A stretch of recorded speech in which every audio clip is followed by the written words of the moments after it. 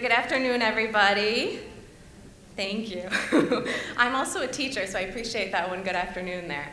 I'm going to start my timer as well to make sure that I respect your time and that we can all get on and enjoy the rest of the conference and our day. I'm going to share with you today the topic of engaging people on Facebook, of taking advantage of your existing network that you have on Facebook to promote your blog or your business or whatever that thing is that you want to gain support for on Facebook. First, I'd like to share my personal interest in this topic. I'm a teacher. I am a travel blogger for Scouty Girls we have on there. And my most recent endeavor in last December, so it's been about 10 months, I started my own business, partnered with Rodan & Fields dermatologists, and I've created this team called Team Thrive, where we're a team of independent business owners, but we work together supporting one another to build our businesses. We have a product and we have a business opportunity that we provide. And as I was getting started with this, I really had a challenge in my mind thinking how I wanted to go about it, because there's so many companies out there and we're pushing a product, or pushing a service. And I knew I didn't want to be that. I didn't want to be the friend on Facebook who it's more like a running commercial for whatever you have to offer. I wanted to just be me, but to also take advantage of my network on Facebook for building my business. So I thought, how can I do that? And the question really came down to, how can I use Facebook to grow my business in an authentic, relationships-based way versus from a sales persona? And that's gone really well. From the coaching that I've gotten and the studying I did and the trial and error along the way, my business is thriving. The other business owners on my team are thriving as well. And so I've learned some tips from this that I want to share with you that can really apply to whatever it is that you're doing, whether it's a business or a blog that you want to grow readership for. I hope that you can have some takeaways from here from what I've learned that can help your business or your project as well.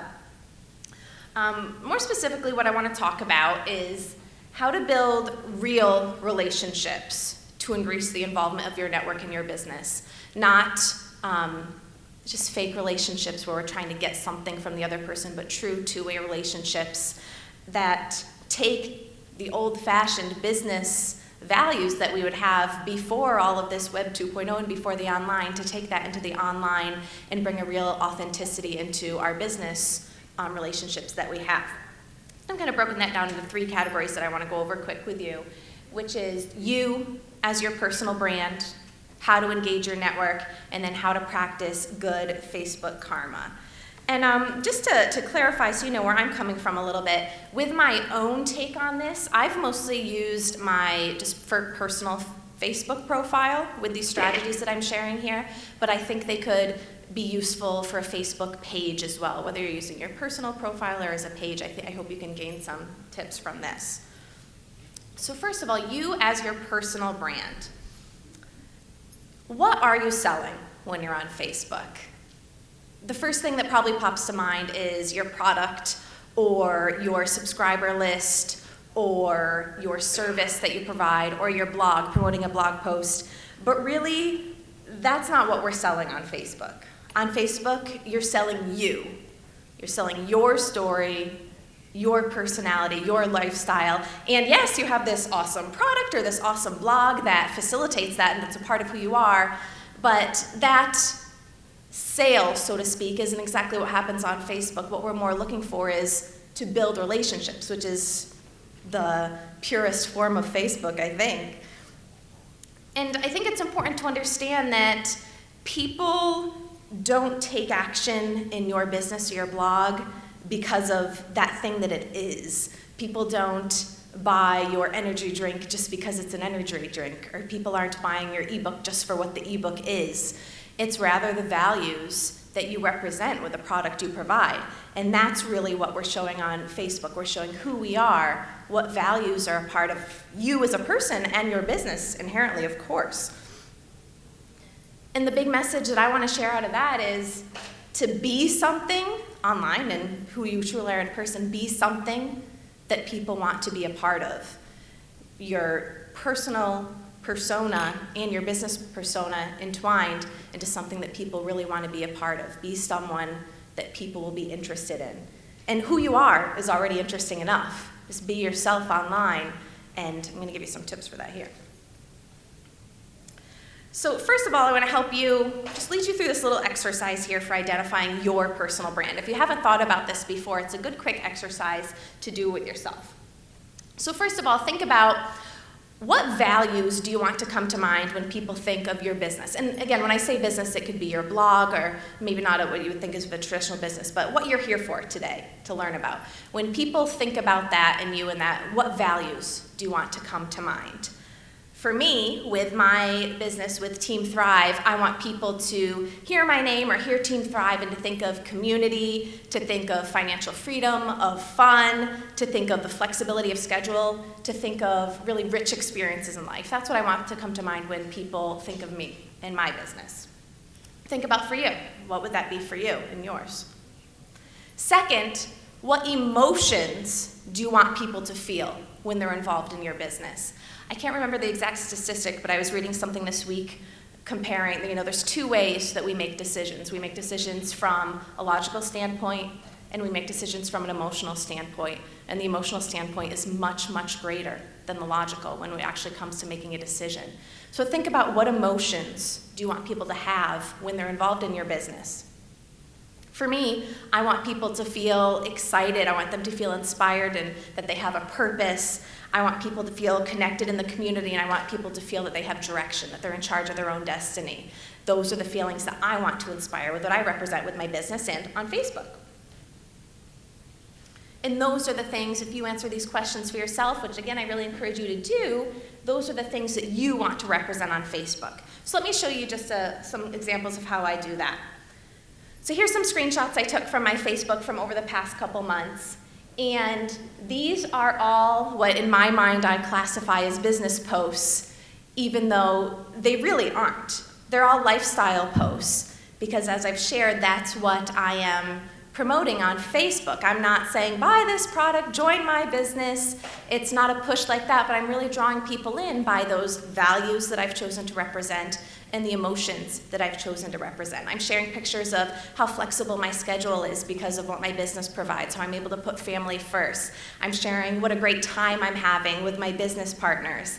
I'm sharing, silly, excited faces when I have a success in my business or just in daily life, because those excited, happy, flexible feelings are what I want to inspire in my crowd. And by sharing those, I let people know what I'm about, and I can connect with people who are looking for those same things. It helps us on Facebook, when you have this big network, to find the ones who are going to be involved, and they can bring themselves into your business because they know what you're about, versus you having to go out and force yourself, which feels very unnatural, and we don't want to be like that.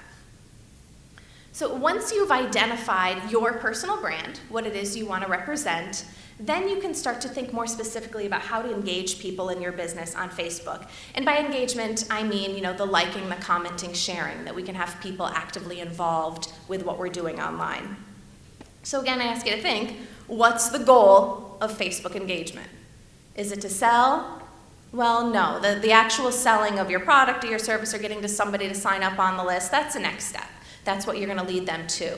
But actually, right on Facebook, we're not trying to sell, we're more trying to woo. We're flirting with our audience. We want to make them fall in love with us and what we represent with your blog or with your product or service. Because we want them to participate in your business because they want to, because they respect you, because they like you. That's what's going to really draw people in. So think of that. I think that can really change the way you think about your business on Facebook when you think of it as building a relationship, as a friendship, drawing somebody in versus trying to sell. That's much more comfortable to me. And then, why do we need people engaged on Facebook? I think there's three main things that I thought of why I want people really participating in the promotion of my business online. Number one is, if you have people engaging with you on Facebook, it's turning this process from a one-way street of you just shouting out, buy this, join me, go here, like this, comment on this, and instead making that a two-way interaction. It's taking your business from a pitch to a conversation, which, I go back to that word of authenticity, building a more authentic relationship with your network. Second of all, if you're getting people to engage, to like, to comment, to share, you're increasing your affinity with those people, and you're therefore going to show up more to them. When someone comments on my post and we write back and we have a conversation, we're going to start showing up to one another more on the news feed. And so that's a way to strengthen those connections so you can continue to build that relationship. And third, people engaging with you expands your visibility. You can think a lot of times on Facebook, and I've been noticing this more recently now that there's that kind of live ticker on the right column, that it'll show my friend liked somebody else's thing. And so now I'm seeing something 2 steps away from somebody I don't know because my mutual friend liked that. That can happen from your business as well. If somebody's liking something you shared, now you're going to start being visible to their network and not just your own, which is another reason to really draw people in and have them be active with you instead of just passive viewing your posts. As I said a minute ago, once you've identified your personal brand, those values you want to represent, it becomes much easier to know how you want to engage people, because instead of coming from a perspective of making a sale or promoting a product, you can really think in terms of conversations in people, which is much more natural on Facebook, and it's much more natural to us as humans to just be interacting with people on a conversational level. If you can think about having a conversation around the idea of how great you feel after, I'm thinking maybe you're a fitness coach. If you're building conversations around how great it feels, or going out and enjoying a nice walk on an autumn day, that's different than trying to promote this product that's going to make you feel better. It's more about it sounds a little rambly, but I'm trying to say if you can have a conversation around the feeling or the human aspect versus the thing itself, it becomes much more natural and much more authentic online. It becomes more about people.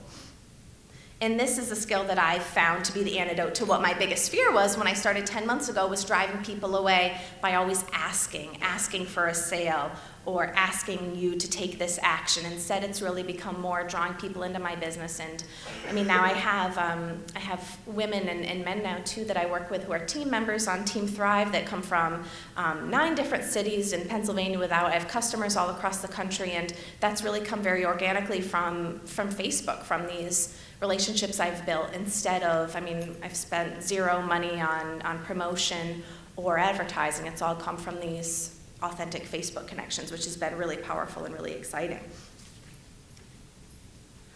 And here's the way I challenge you to think about it when you're using your Facebook, as I said, whether your profile or your page. When you want to get people involved in your business, if you want to do a post, don't think of it as, posting a status update, but instead think about making a conversation starter. And I kind of break that down into 3 steps.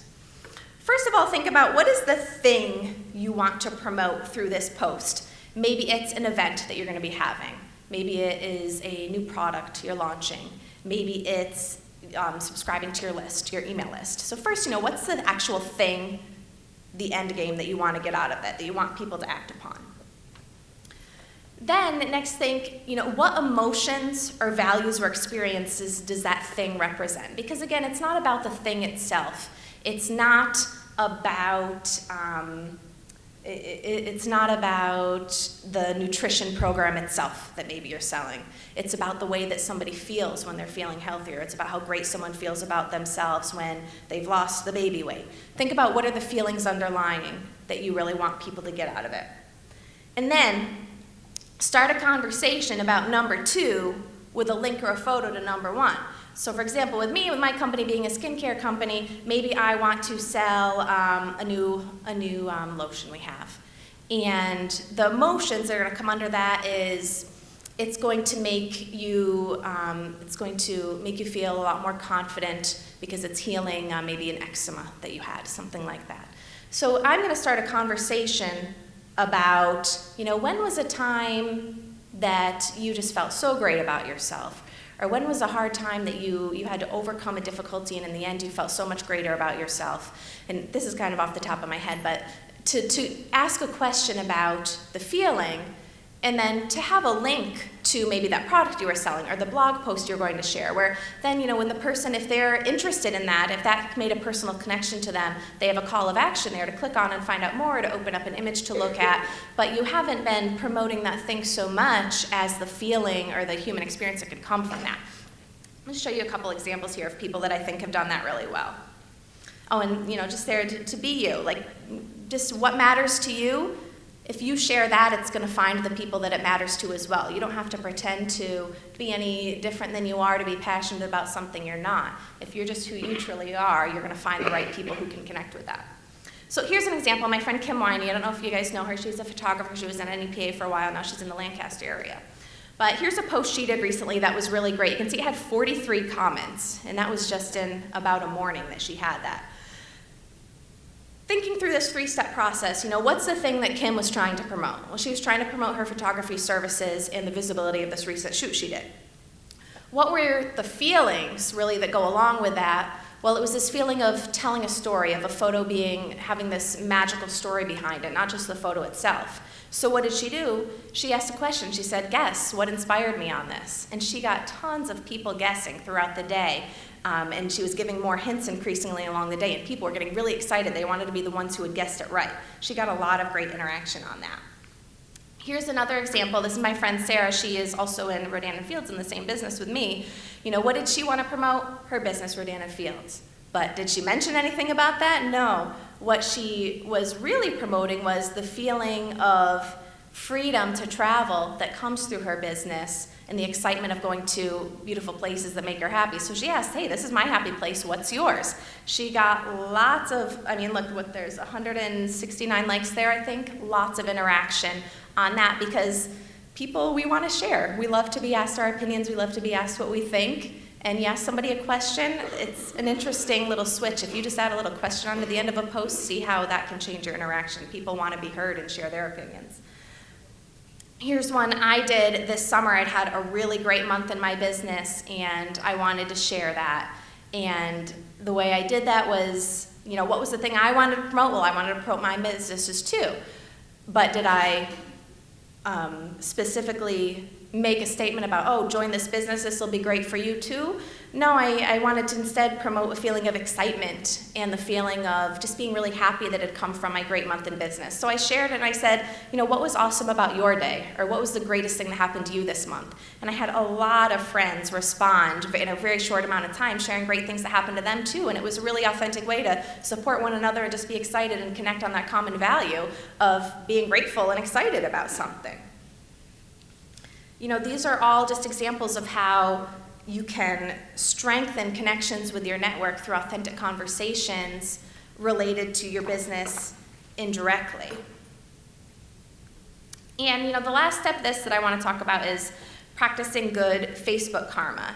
I don't know if you guys would have seen, but I did a post for the NEPA BlogCon last month explaining this a little bit more, but you'll have to check it out because I really have the meat of this slide on there.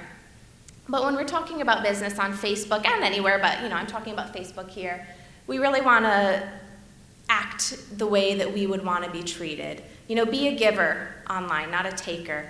We don't have to always be asking other people to do this or promote this. We can, of course, and that's great through collaboration, but make sure you're giving as much as you're taking to help other local businesses, giving them shout outs, liking other pages, reaching out to other businesses saying, hey, I think this is great what you're doing. How can I help you? Do you have something coming up that I can get a post about? Is there something in particular you're trying to get more word heard about? Be active in collaborating with your local community and your online community within your niche too, when you have businesses that can support one another. It's an old-fashioned value, this idea of just paying it forward and just being a giving, genuine person, but the effects of that come just as strongly in the online world as they do off. And I've just really found that being genuinely interested in others and commenting on my friends' posts on Facebook about their various businesses or their personal lives, it really strengthens those relationships in a way that's been personally fulfilling for everybody, and it's come back to help me in my business too. Just by spreading out that positive energy that you want to come back. It's a little bit hippie-ish, but I think it's very true that it comes back that way. So I encourage you to check out that post on the BlogCon because I give some specific examples of ways you can do that. That's the end. I'd love to take some questions. I did go through that pretty quick, and I kept to my time really well here, I think. I want to encourage you to add me on Facebook if you'd like. This is my personal profile. It's /Elizabeth T. Guerrero. I'd be happy to accept any friend requests and to start seeing, ooh, there we go, there's my timer, perfect. Start seeing how I could help you with your business or you could help me. I do have this genuine love for connecting with people online and seeing how we can all build one another up and help support each other in the community. So feel free to add me and I'd love to have you. Any questions for me? Anything I can clarify or answer for you? I think we're all excited to get on with our Saturday evenings. Yes? I'm not sure how to ask this, but are you familiar with Seth Godin's book on building tribes or Tom Martin's book on? Yes, I love Seth Godin. Okay, so you've read Tribes? I haven't read it all. I've seen more blog articles. I was going to ask how you felt the difference between the way you approach it and the way that he suggested approaching it. Because his is like, all about race and community engaged based on sharing interest in things. Yours is a little bit more like me-centric, which I think probably applies to your demographic. So. More like what centric? I'm sorry. It's more based about you and your appearance, which is very much today's, popular mindset. So, Seth Godin wrote that book about 7 years ago, and he was talking about brands engaging their community and getting people to talk about a brand and become a community based around that brand. Where yours is kind of like, hey, I love my life. It's kind of yours is more in line with today's demographic. Would be about your age and do the same things. Does that make sense? Yes, I think I get what you're saying. I'd have to look more to make a comparison, and you make me a little worried that I came across that this is all about me because that's really not the way. Well, in Seth Godin and Tom Martin's, both of their projections and books on social media marketing, it was about brands and making people connect around your brand so they feel as though your brand is as much a part of the community as they are part of that community. So you build really strong bonds with your customers. You're kind of doing the same thing, but it seems like you're going on a much more personal level and kind of keeping the brand as a secondary thing. Yeah, and I think that's something part two where I'm in my business is really young. It is still very local and very on a small scale that I think we do see that as starting with our small little group and then engaging more as a community brand as it gets bigger is my goal, yeah. Yes? I would just like to commend you for your very holistic approach to social media marketing. I think you've taken the strength that I think that we all see in society that are attributed more to the masculine side of business, and you balance it very, very well with the strength that the positive strength of the feminine side. You really blended that really well. Thank you. I actually looked you up before the conference. No, I did not stop. We all are. But I find your international code fascinating. I have that as an educator as well, and Faithfield and that's about it. Other than one of your cats names. My cats are Shadow and Jody. Thank you. Awesome. Thank you very much. Yes? How do you transition your Facebook page past your friends and family? Because I have come up on Facebook as keeping business off of my Facebook, although as I now would like to turn a hobby into something entrepreneurial, I'd like to transition my Facebook to opening it up deeper, but not taking away my personal life. So did you go through that, or were you always, having a large audience?